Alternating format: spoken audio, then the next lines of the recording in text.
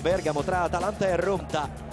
Questo è il colpo di testa di Carmona, Bonaventura la mette giù, poi forse sbaglia il tiro, di fatto ne esce un assist. Livaia, primo gol in Serie A in carriera, alla prima da titolare con la maglia dell'Atalanta.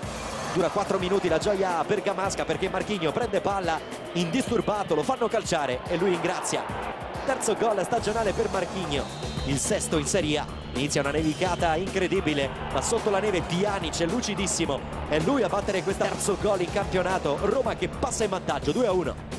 Alla fine del primo tempo però ancora l'Atalanta si fa sotto e arriva il pareggio. Colli forse spinge Torosidis. Prima doppietta in Serie A per Livaia, 2-2. Nella ripresa però il gol decisivo porta la nuovi nella Roma. Vassilis Torosidis, primo gol in campionato per il greco, la seconda da titolare su assist di Bradley, seconda vittoria.